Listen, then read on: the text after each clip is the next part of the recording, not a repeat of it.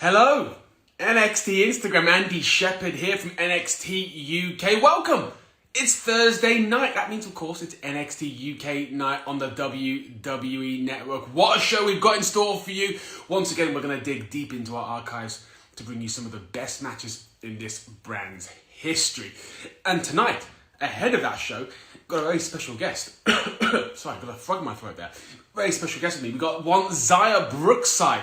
Let's see if Xia is here for us to have a chat with. So remember, if you've got your questions for Miss Brookside, do send them in. I'll be asking her all your questions if by the power of the internet, Xia Brookside is gonna join us. There we go. We're on. Here we are. How are we, Miss Brookside? I'm good, thank you. How are you? I'm good. All the better for seeing your face. This is the first time that we've had a chat face to face that a lot of the WWE universe are going to have heard from you in quite some time. So how are you doing? Oh, I'm good. I know it's hard for everyone, but just trying to get by, keep positive, keep busy. I think that's the most important thing. It's just trying to find stuff to do. Have you picked up any new hobbies during lockdown? I did for a portion, and I was trying to learn how to play the guitar. Okay. And how's it going? Still a plan in action, but then obviously other work commitments and classes and so much NXT are doing for us right now to just keep us busy and still learning. So it's kind of taken a bit of a backseat at the minute. So you can't do a man bruise for us. You can't play any songs. Not yet. Okay. Maybe next time we do one of these, you'll have the song. Yeah. So talk about staying ready. You say that, the NXT UK crew are keeping you guys ready. What kind of Xia Brookside are we going to see when we do eventually get to see you back inside the squared circle? During this time, I've been able to sit down and study so many old British matches. And that's exactly what I want to bring back with me and just showcase how many incredible British heroes there are to so many of us and really bring back British wrestling. Because you're a real student of the game, aren't you? I guess. I know. It harks back into your, when we watch you inside the squared circle, your style does hark back to, a bygone time. Is that something you pride yourself on? Oh, 100%. It's something that, I feel it in my blood. Yeah. Even as simple as wearing wrestling boots. You look around and there's all these different kind of footwear that you can wear to wrestle now. And I'm like, I have to wear boots. It's in my blood. It's been British wrestling was the first thing that I ever seen wrestling wise. And it's what spoke to me and it's what made me want to become a wrestler. So that why are wrestling boots so important to you? What does that symbolize for you? Being British. Just being British. They all wore boots. Hey, exactly. Let's talk about your history, because I think a lot of the fans watching will know, of course, that the great Robbie Brookside is your father. But what some people might not know is that even as a kid, you were going sort of night in, night out to shows. This is something which probably more than many of the female competitors in all of WWE, this is something that's been ingrained into you, hasn't it? Yeah, it's been my entire life, really. I was going to primary school, and I don't know what the equivalent is in America, but I was 7 to 11. We'd get picked up from school, we'd have a change of clothes in the car, and we'd go straight to the venue. And we'd come home, go to bed, go to school, same thing again. Because my dad was on the road so much back then. So we were constantly traveling, and wrestling's always been a part of my life. And it was actually when he stopped wrestling that I realized, I was like, this is what I'm meant to do. There was a part of me that was missing, not going to these shows. And that's when it clicked, and I was like, wait, that's what I'm supposed to do. That's what I dream of doing. So this is interesting. So when you were going to the shows as a youngster, it wasn't something you had any particular ambition to do? No, I loved being there, and I loved the environment, but I always associated it with my dad. I never thought little old Xia is going to be.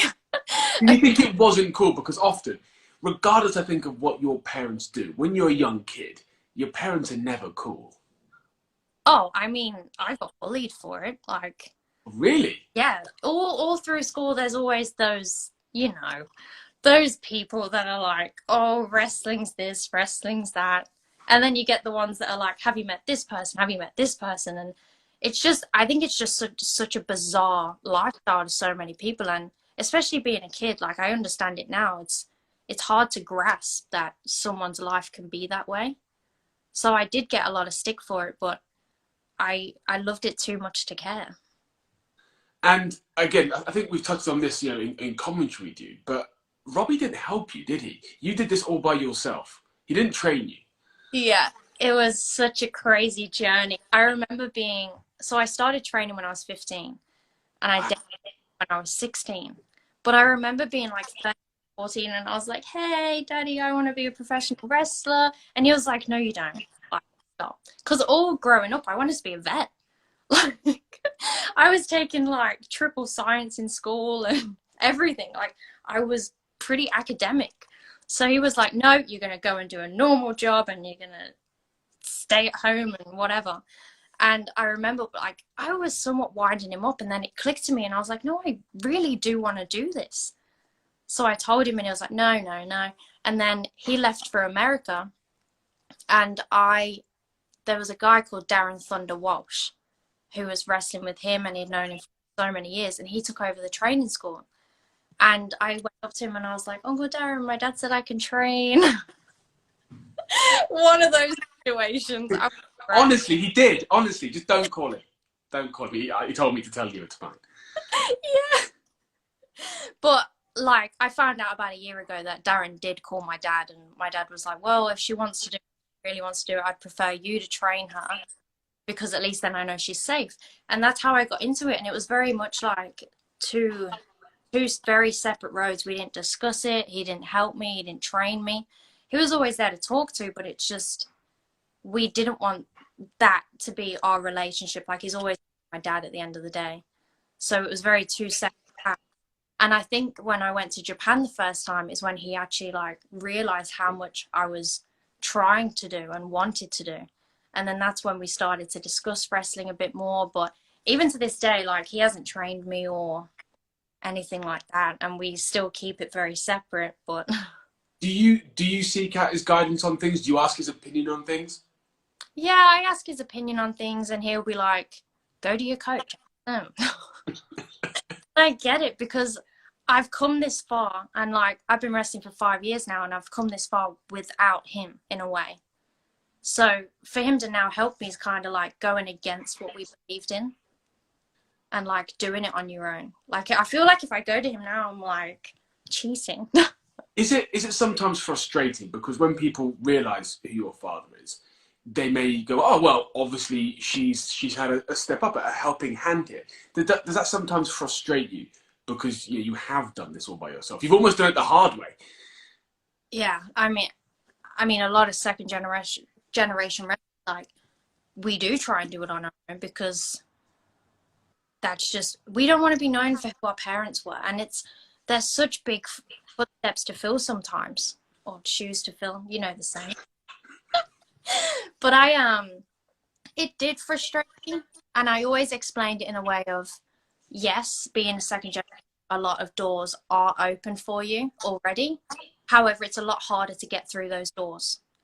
And at the start of my career, like people were booking me because of the name.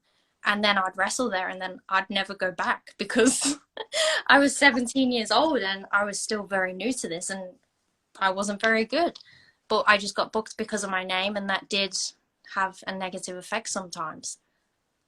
When you look at other sort of second generation superstars, let's Charlotte Flair, for example, are those some people you kind of look up to and look at their career path, how they handle things, how they handle certain situations and take inspiration from that?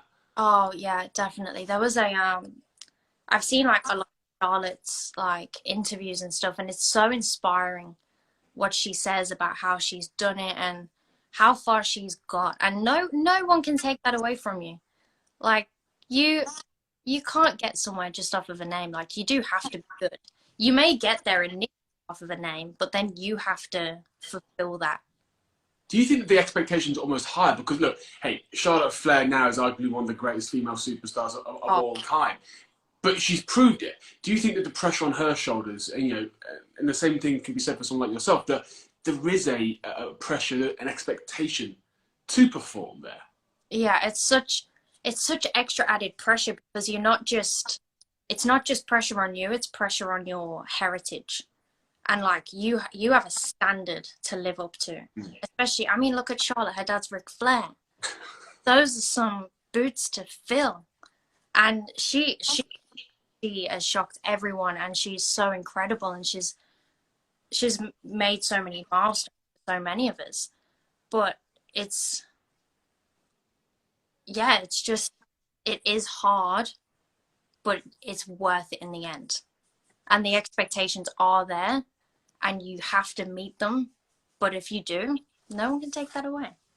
Um, Guys, if you're watching this, do send in your questions for Zara. I'm going to be asking them throughout this conversation. And I've got a question here from, I'm awful at the names, by the way, on Instagram sometimes. Mauricio Hunt. Thoughts on wrestling in the States? Now, of course, it was 2 years ago that a lot of the WWE universe will have first seen you at the Mae Young Classic. How was that experience? What are your thoughts on going back and competing in the States? Oh, I love America, and I was actually lucky enough to do some indie in America before the Mae Young Classic. But the Mae Young Classic for me was like a huge, I don't know the word, like a huge experience, because it was the first time that my dad saw me wrestle live. Wow. And that was our first time like in a venue together. I'd never seen me before, and even that was like a lot of weight on me. And even him being in the crowd, like it wasn't even like he was just backstage, like he was there, and it was so nerve-wracking, but I felt so comfortable at the same time. Like I felt so safe knowing he was there, and it filled me with a lot of like confidence. But I love America. I can't wait to wrestle in America again. The fans over there are great. Like, and let's not forget, in the Mae Young Classic, you were just 19 years old, weren't you? no, I was 18. You were 18. How old are you now? You're 20, 21? 21. So you're still so young. You've achieved so much. Of course, like NXT UK, you're a big part of that brand. How does it feel for you to, look at people like Tyler Bate, Pete Dunne, all those guys, they're all so young. How does it feel to be part of this burgeoning brand? At the same time, you're still a very much a developing performer to have all that time to grow within this brand. Yeah, I think I forget sometimes. Like I forget I'm only 21. And like people like, remind me, and they're like, "You're only 21. Like you're doing great at this." Because I'm the worst critic on myself, and I'm like, "No, I need to be doing better. I need to be doing this, and I need to be going here." And then you kind of sit back for a second, and you're like, "No, I have done good, right? I'm doing okay." And you just kind of reassure yourself that you are doing okay. Like I was 17, I think, when I first went to Japan for a Wow. And you're with people that don't really speak English. You're in a completely foreign country. You don't know your way around. That's a lot of pressure. But those are the experiences that help me grow and help me mature and learn so many things. And you say that sometimes it's hard to stop and see how far you've come. Has that been one of the benefits, perhaps, of lockdown? Because you guys, the whole NXT UK roster, you're all used to going so hard, so quickly. You're performing multiple times a week. You're always on the road. It is sometimes hard to stop and smell the roses. Has this given you time to sort of stop and go, "Oh yeah, I'm doing okay"?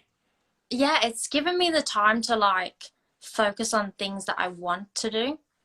Because when you're constantly going and you're like, okay, I want to learn this, or I want to do this, like even wrestling related, there's like moves you want to learn or characters or what that you want to work on. And because you're constantly going and you're constantly on the road, like you can't sit down and actually think about it. And during this time, like I said, I've been able to study so many more British matches and look at that and see what I can take from it and what I've learned from it. And it's been so hard, but it's been such a blessing to just be able to like pause for a second and just focus on things that I want to do now. Going back to your style, when you look at NXT UK, are you for a superstar like yourself? It must be really cool because again, it's a brand that does have a different style. It is trying to show the world what British wrestling is all about. Is that something that you're enjoying?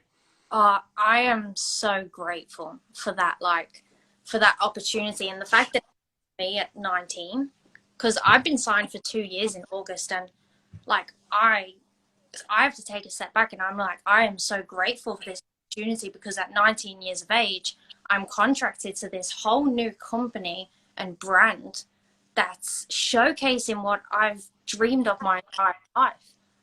And being able to be given that platform to share and show people what British wrestling is and was is incredible. I've got another question here from Ashton Stacey. Favorite Raw and SmackDown superstars? Oh, Who you liking over there? I I have to say Bailey and Sasha, but I feel like that's kind of cheating because they're a tag team. But they are making waves right now, and it's incredible what they've done, and they are dominating both brands at the minute with both titles and the tag titles. Like, that's crazy insane to me.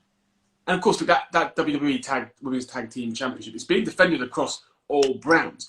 Do you kind of hope that when the time is right, that title might make its way across the ocean to NXT UK? That's, yeah, definitely. Because that opens so many doors. Like, that title is like, you can go anywhere with that, and you can do anything, and you can challenge anyone. And imagine, like, if that came over here. I'm like sitting here, I'm like, who's going to be my tag partner for this? If you had to choose someone as a tag partner, have you got your eyes on anyone in the NXT UK roster? Anyone that you think you might gel well with? Piper Niven. Oh, Definitely. Zaya and Piper. I'd like to see that. I'll bring the speed, she'll bring the strength. You've thought about this. Hey, we've got to bring something up because we talk about how young you are and the journey you had and being taken from school to wrestling matches. But we actually found something out very recently that we both grew up in the Leicester area, but we knew we were quite far apart. You know, the village you grew up in is multiple miles away from the village I grew up in. But we found out we went to the same high school. That's nuts, hey. I remember I think you posted something, didn't you? And you'd like gone back home. I was like, wait, you're from there? And you was like, yeah. And I was like, oh, I went to school here. And then you said it, and I was like, what a small world. It's still. I know. I talked to a lot of the Scottish contingent, and you know, a lot of them went to the same schools. But I don't know. I kind of expect that. A lot of the guys grew up there in Glasgow. I kind of expect that. But from a small village in Leicestershire, there are two of us who somehow have ended up in WWE. It was a very bizarre moment. I know. Maybe one day we'll get to go back and give a talk about sports entertainment. Yeah, it's so insane. We'll have to do like a day trip back to the school and be like, this is what we do now. Oh my word. Hey, my mum will cook us cake. She only lives up the road. I've got another question here. From TJS Grant. Any favourite warm-up song before match? Do you listen to music before match? So I was very lucky on the indies that my ring music got me pumped up. It was Are You Ready to Fly by June, and it was actually my dad's ring music, which when you listen to it, like, that was not his music. Like, you associate it with me, and then you're like with him, and that you're like, that doesn't make sense. That's actually where I got the Are You Ready to Fly from. But lately, I have been very much into Where I Belong. It's actually a few bands, but if you search it by State Champs, it comes up, and that song is just like, it's talking about this is where I belong. And it's such a powerful song that really gets me. I'm like, you know what? I am here, and I'm great, and I'm doing it. It's like, puts you in that, you know what I mean? And talk about your positivity. You know, you're a very positive person, and I've seen the comments on social media, you know, and what people say. And you do inspire a lot of people. How does it feel, particularly at such a young age, to know that what you're doing is having such a positive effect on people? So there's kind of a backstory to that. So when I was in school, obviously, like, the ambition to be a wrestler is like really bizarre to people, and they're like, you're never gonna do that. Like, you're from here, you're not gonna go there, and like, it's a crazy dream, right? I hear you. I hear you. Right? You know the score. So my dream has always been to inspire children or adults, whatever your age is, to do what you want to do. Because if I can come from area that I came from, wrestling family or not, if I can come from where I'm from and I can have this dream and I can it, then I believe anyone can. And I believe that no matter what you have in front of you or what you may not have, you can do it. And that has always been my to just inspire people to live their dreams. Well, look, you're inspiring a lot of people. If people want to check out Zia Brookside, you're on NXT UK tonight. In fact, in 10 minutes' time, on the WWE Network, the whole world can check you out now. Tonight, we've got a match, and you're facing off against Isla Dawn. What was she like? What is she like as a competitor? Oh, she's great. Like, she's actually, we've done tag matches together and everything, and it's always so a lot of chemistry there between us.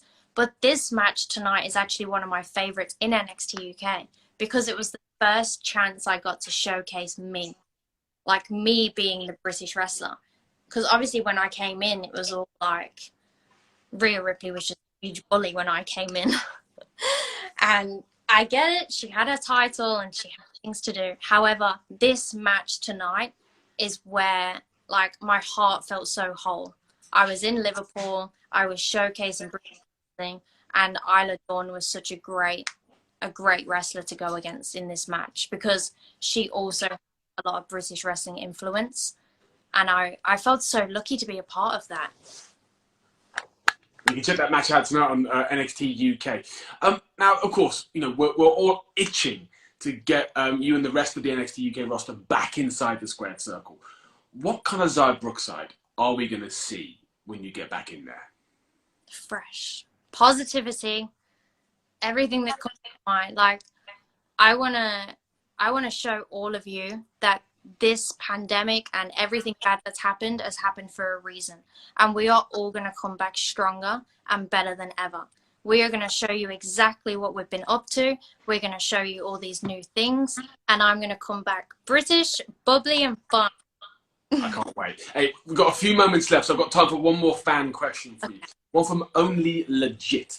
Advice for someone trying to get into the business but is too young right now. How old is too young? Because let's say they're sort of, you know, they're too young to start training. So maybe I'm going to make this up, let's say they're 10. Okay. I would honestly say finish school. I finished school before I started, and I think it's the best thing that I did. I got all my exams done, and it puts you in more of a mature mindset to start. Like, you know your boundaries, you know how to be treated, and you know your body. And I think that's the most important thing, is making sure that you are aware of what your body can and cannot do. Like, I can't do flips, but I know that, but there's a lot of other stuff that I can do. And I think the most important thing is to let your body develop properly before you start training. And when you start training, find a good school. Well, Zia Brookside, it's been great to talk to you. We are just a few moments away from tonight's NXT UK. So everyone who's watching, get a cup of tea, set in and watch Miss Brookside perform tonight. Zia, it's been a true pleasure talking to you. Thank you. I can't wait to catch up in person and to see you back inside that squared circle. I know. I'm so excited to see everyone. And I thank you all for joining us today. It's been really fun. Thank you very much. Take care of yourself and I'll see you soon. Bye. Zia Brookside there. Wow, what a great chat we had. Great insight to where she's come from. She's come from the same place I do. That was bizarre, wasn't it? Remember, you can catch NXT UK tonight in just 6 minutes' time on the WWE Network. That's 8 o'clock UK time. That's 3 o'clock Eastern time. And of course, any time on demand. Thank you so much for joining us here on the NXT Instagram. I've been Andy Shepherd. I will no doubt see you very soon for another NXT UK live. Take care. Goodbye for now.